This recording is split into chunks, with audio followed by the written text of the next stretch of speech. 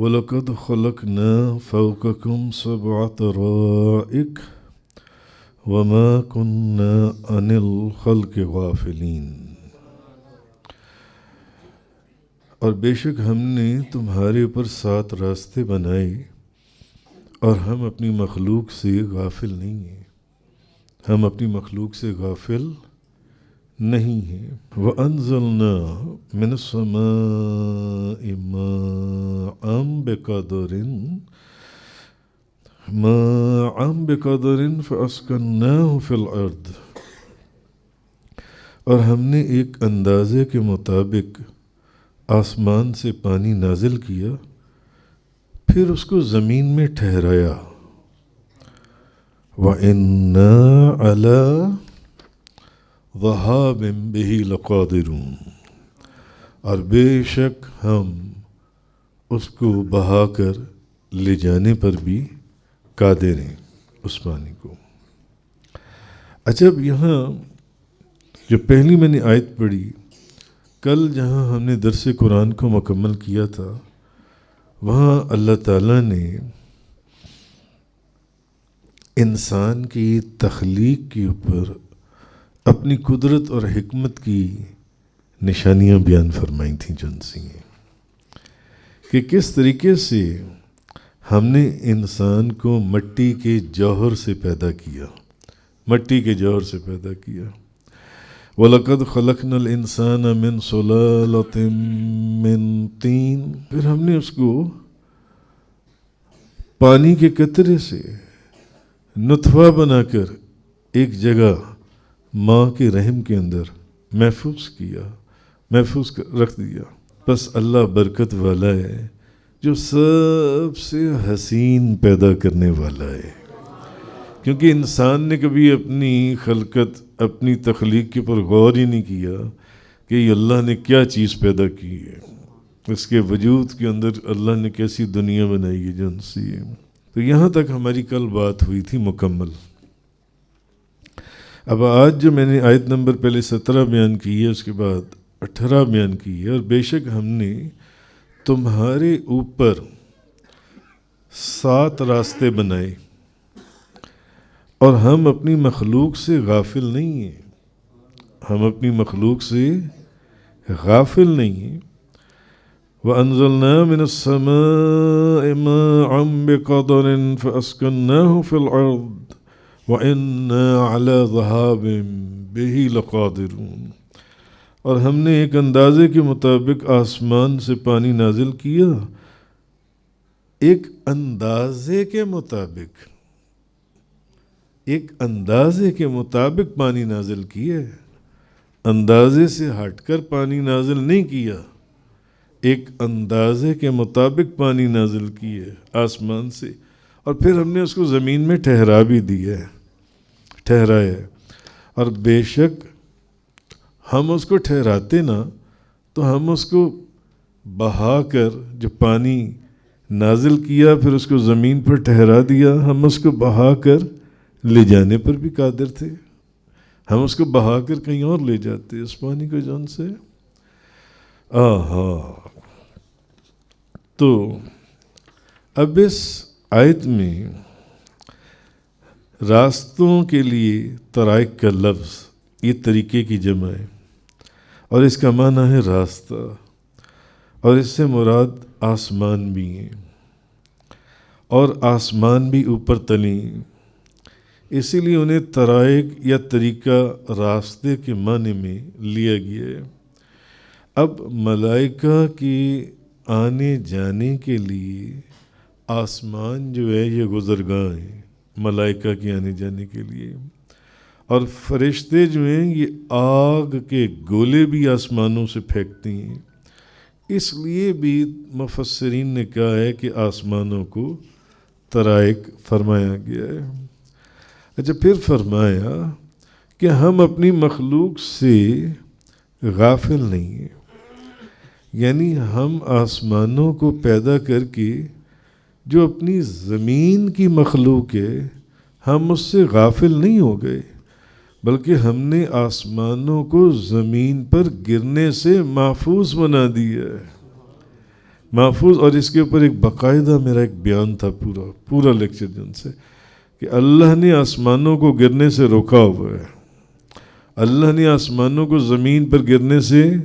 محفوظ بنایا ہوا ہے اپنی مخلوق کو، تاکہ زمین کی مخلوق ہلاک نہ ہو جائے جن سے.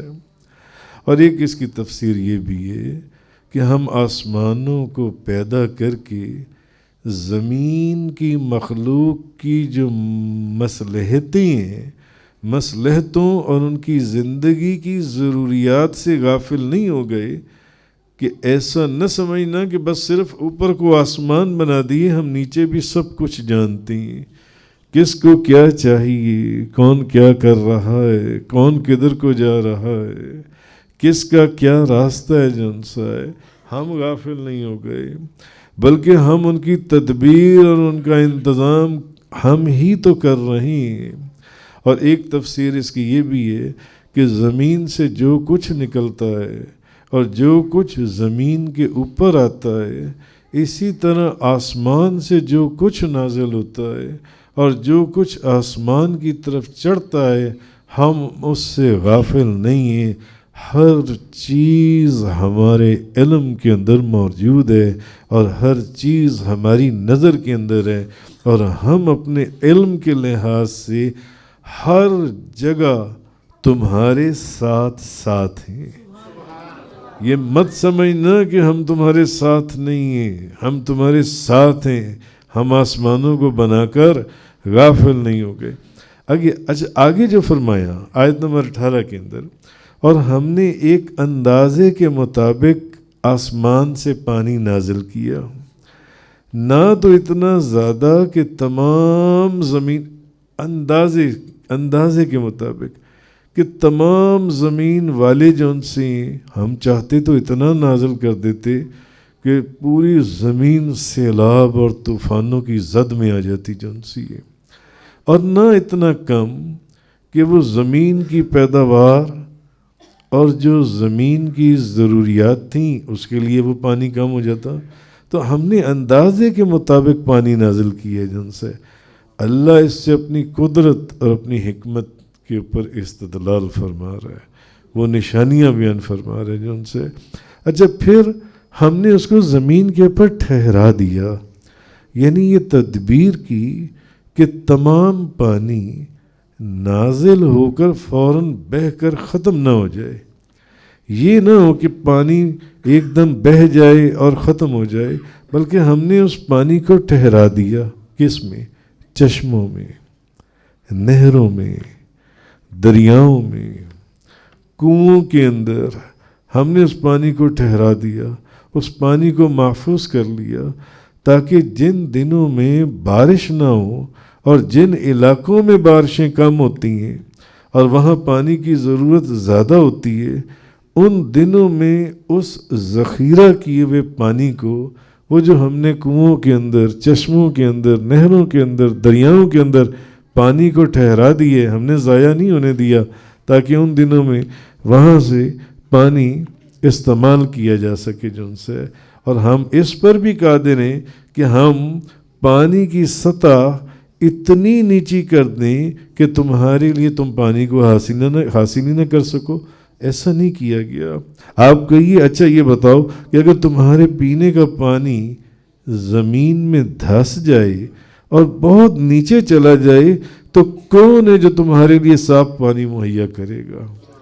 تو غور کرو کہ خشک ہو جانا یا پانی کا اتنی گہرائی میں اتر جانا کہ وہاں سے پانی کا نکالنا ممکن نہ ہو. تو اگر اللہ پانی کو خشک فرما دے کہ پانی کا وجود ہی نہ رہے،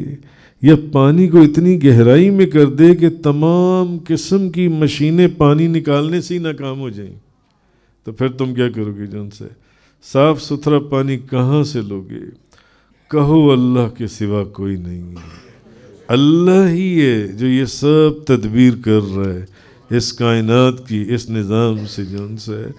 تو یہ ہم تمہاری ضرورت کے مطابق بارش برساتی ہیں، اس بارش سے تمہاری کھیتیاں سیراب ہو جاتی ہیں،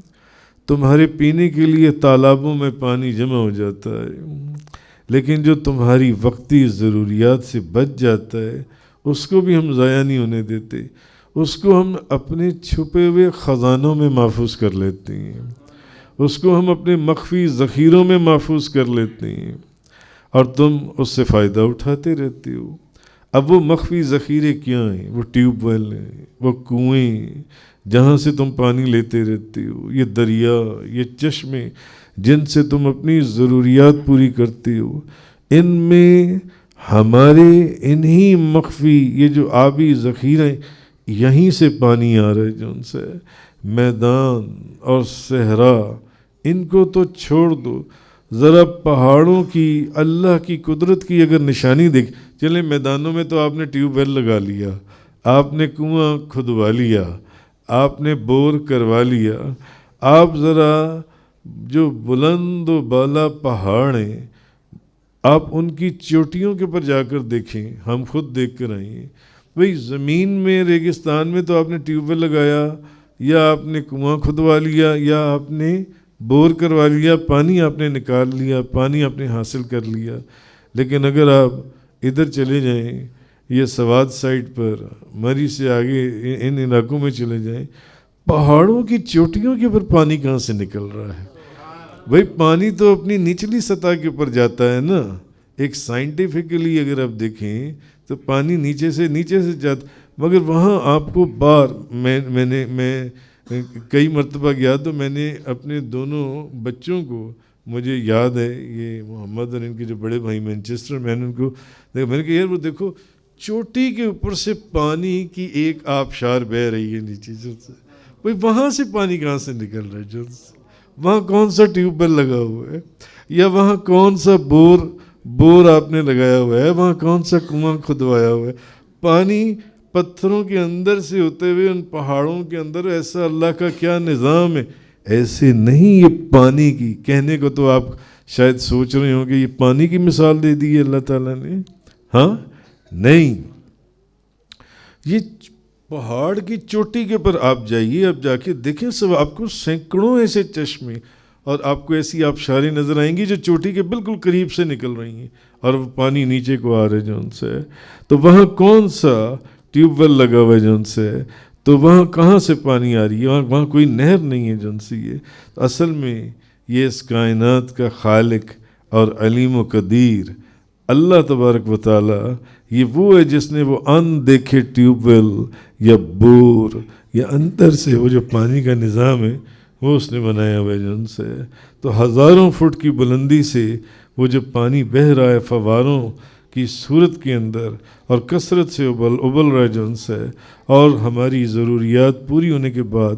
وہ پھر ان پہاڑوں کے اوپر آپ کو پتہ ہے وہ پانی چھوٹی چھوٹی آبشاریں جو ہیں وہ آگے جا کے دریاؤں کی شکل اختیار کر کر میدانی علاقوں میں وہ دریا بہتے ہوئے نکل آتے ہیں، اور جہاں سے پھر یہ دریا گزرتے ہیں وہاں ہزاروں لاکھوں ایکڑ زمین کو پانی سے سیراب کرتے چلے جاتے ہیں نہروں کے ذریعے سے۔ بتائیے ان پہاڑوں کی چوٹیوں پر پانی کہاں سے آ رہا ہے؟ یہ چیز اللہ تبارک و تعالیٰ ان آیات کے اندر جو ہے تو یہ بیان فرمائے کہ یہ نہ سمجھو کہ نظام عالم کو پیدا کرنے کے بعد اب ہمارا اس سے کوئی تعلق نہیں رہا، جو بن گیا سو بن گیا، اور سو اب اس میں ہم اپنے اختیار سے کوئی رد و بدل نہیں کر سکتے، نہیں، تم دیکھ نہیں سکتے۔ اگر تمہاری نگاہ حقیقت، اگر تمہاری نگاہ